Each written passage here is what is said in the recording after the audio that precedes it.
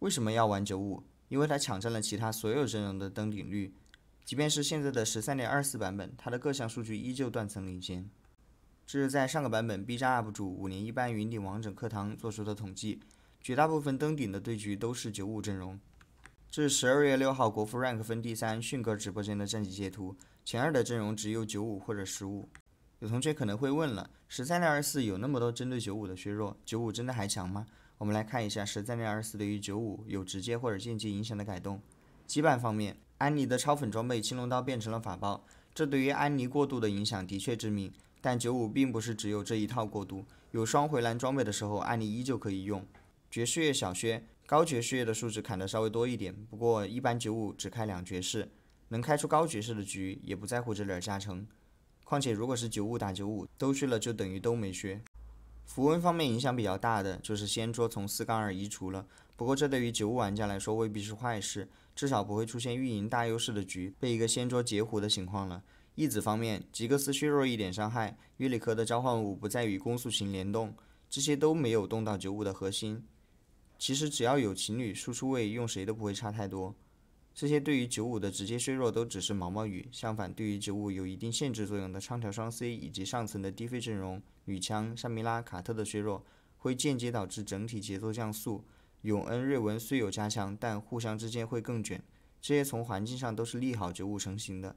大家都知道95强，但也都知道95难成型，非常考验玩家的运营功底和游戏理解。的确，如果没有人详细拆解促成95所需要掌握的要点，相较于其他阵容，95的难度提升了一个量级。我试着讲讲吧。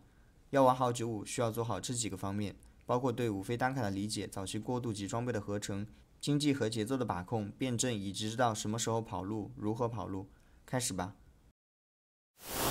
俄罗伊可以放置2个触手，触手每3秒对附近的敌人造成基于抗性的魔法伤害。技能主动效果是获得双抗并复活或完全治疗生命值最低的一个触手，再跃上敌人造成范围伤害。触手跟随节拍一起攻击。可以看到俄罗伊是一张坦克卡，也可以是触发范围重伤的功能卡，所以它可以带鬼书。不过一般95把它当主坦用。作为主坦，1星俄洛伊就可以替换2星的扎克、色提等单位了。常规的站位是用触手去吃第一波伤害，然后俄洛伊复活触手，增加扛伤单位。在对为阿卡丽时，可以用触手保护后排，具体位置参见右下角图示。唢呐有3种形态，被动分别让唢呐的普攻可以为队友回血加攻速加法强，让唢呐的主动技能给全队套盾加攻速并附带法伤，亦或是直接对离他最近的5个单位造成伤害，人称小死哥。不过从测试服一路砍到现在，几乎很少有人选用它的治疗和伤害形态了，所以我们重点关注它的攻速形态。攻速型刚需启动装越多越好，情侣的启动就等于全队的启动，很多时候即便是1星情侣加2星 C 位，我也建议优先把启动装给到情侣身上。攻速形态的情侣平 A 会优先给最近的友军加攻速，因此站位时最好紧邻主 C。奇亚娜技能推没装备的敌人就会造成巨额的伤害，并将其击退到棋盘边缘。如果推有装备的敌人，就会复制自身星级数量的装备给到友军，在激活真实伤害羁绊且奇亚娜携带装备的前提下，如果他的技能击杀了该敌人，那么就会永久的生成一件基础装备。天选奇亚娜每复制一件装备，则会永久提升 5% 的攻击力，所以天选奇亚娜来得早的话，可以当阵容的主输出养。对位时尽量找敌方主坦，复制肉装的同时把它推开。约里克技能是召唤小鬼攻击棋盘中心的单位，每个一次技能会召唤一个拥有高血量的大鬼，被小鬼伤害的单位会受到比护甲削减，一般作为阵容的补充输出。建议将它与锤石和色体进行搭配，开出2护卫和2武者羁绊，站位不要把它顶第一排，也不要拿它当主坦克。其他的卡就不一一详述了，主要用于打伤害、开羁绊或凑数，感兴趣可以暂停查看一下。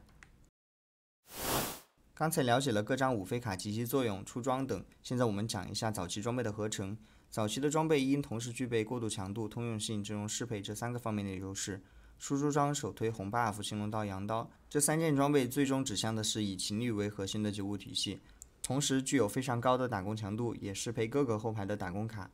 这张表格列出的装备义子排名区分先后，优先级从左到右依次递减。防装或功能装优先推荐合成头盔、坚定的心、日炎、兵甲。前排体系分3类：秘书护卫、护卫、格斗家。根据瓢牌质量选择这把要用的过渡前排来带这些装备。最后这些装备逐渐流向这些4、5飞卡的高质量坦克上。除前后排装备外，你还可以合成战士系列的装备，不过这些装备和95的关系就比较小了。这里顺带一提，银血泰坦可以 flex 到永恩、瑞文、铁男，后面阿卡丽、弗耶哥、杰、掘木、席安娜这些卡也都能消化。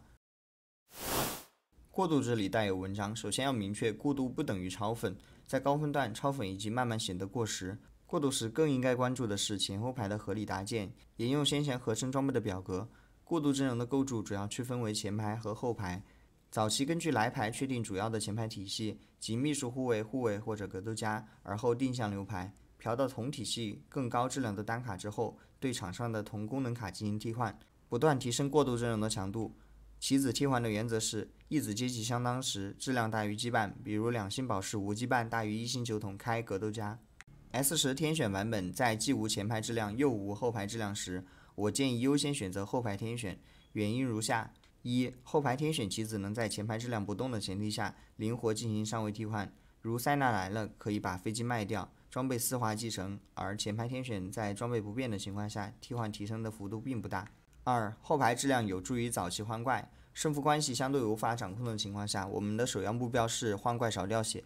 三、前排天选可能阻碍提升过渡阵容的强度，例如我选择了宝石的天选，但后来刷了塞纳，如果我要留塞纳，则需要把原竹炭宝石以及原带羊刀的后排2星金克斯卖掉后，才能完成天选的替换，这可能导致阵容整体质量的下降。但如果不换塞纳，则错失了一张优质的打工卡。要管理好经济，就需要了解云顶之弈的经济来源途径以及各自增加收入的手段。首先是每回合的自然增长，只要活得足够久，这个钱就会更多。所以常听到有人说血量就是经济。利息，在利息明满的时候，尽量用低费卡打工。相信很多人听说过一只猪10块钱，前期你拿来打工的不是一张4费卡，而是一张10费卡。你如果不留它，差不多能多吃6块钱的利息。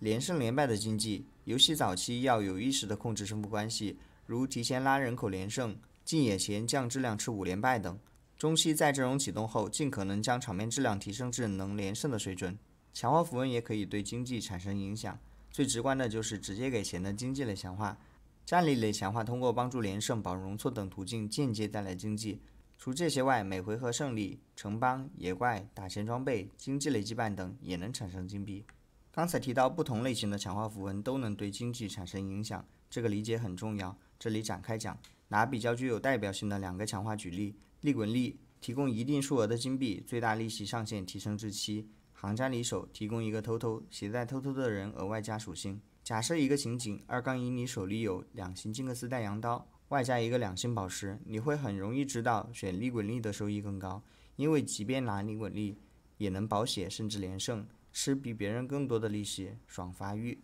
同样的情景2，你嫖到一堆破烂，装备也合不出来，你也不会优先考虑行家里手。但假如你的质量不上不下，装备也定不了方向的时候，在现在95的环境下，你应该怎样选择呢？是无脑经济还是无脑战力呢？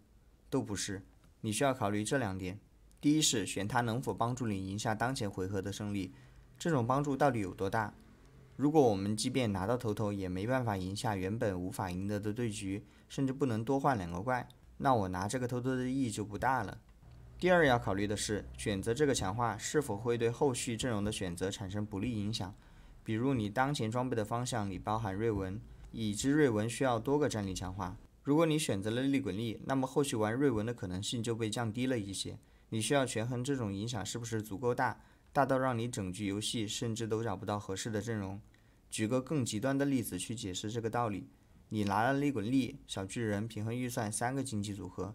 这就意味着你已经与95或者3星4费绑定了，因为玩其他任何阵容再怎么大成也赢不了任何人了，而这时候你的容错却不足以支撑你上9搜牌，那么这种强化的选择就让你陷入了死局。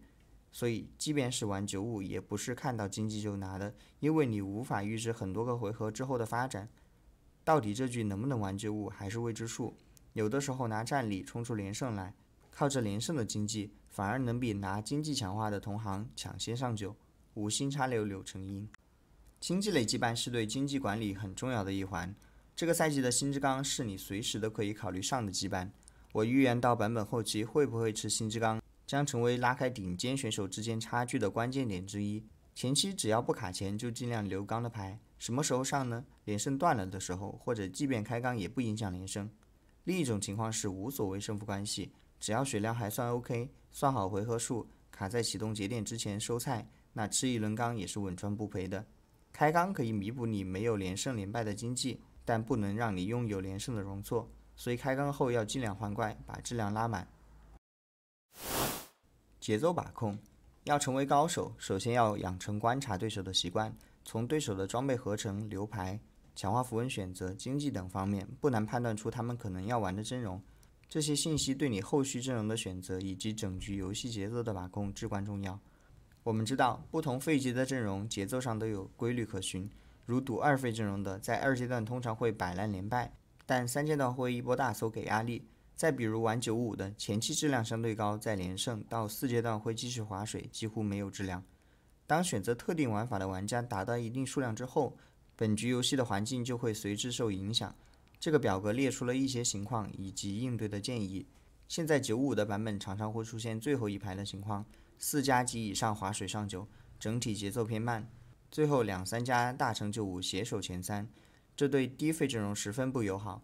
因为低费阵容拼上限拼不过95，同时这种环境也对经济较差的95玩家不利，他们既抢不过发育更好的同行，又打不过选战里玩低费的玩家，所以你需要尽早判断自己的经济是否处于领先，如果是，那么大胆玩95，如果不是，就要多多考虑选战里强化跑路混蓝分了。这里列出了能上9和不能上9的局相应的决策建议，感兴趣的可以暂停查看。95阵容介绍2套，第一套要抢情侣，但性价比超高，全1星就能缩写，阵容的关键点我都写在这里了。第二套劲95可以不要情侣，但是相应的对前排质量的要求更高。没有优质天选怎么办呢？刷到垃圾天选或者甚至不刷5费天选该怎么处理？首先了解什么时候会拿这些天选。第一种情况是搜牌搜烂了，只剩不到20块，先用着等攒点钱再换。20同行抢先升9，好用的牌都已经被抢光了，大于等于5张，这些牌就不会再出天选了。第三种是既没钱又快死了，有天选已经不错了，拿到这些天选之后，给他们这些装备，让他们充当阵容的副 C， 有总比没有好。如果没有5费天选，容错多就不拿天选，确定还能出你想要的天选的情况下，每波都搜，搜到了就锁住，容错不多就先拿个4费的用着，甚至直接当4费阵容玩了。比如炸弹人的下位替代是卡牌，俄洛伊的下位替代可以是任意的4费前排，镜的下位替代理论上是 EZ， 实际上 EZ 可能比镜还强。最后说一下跑路，哪些情况会决定跑路？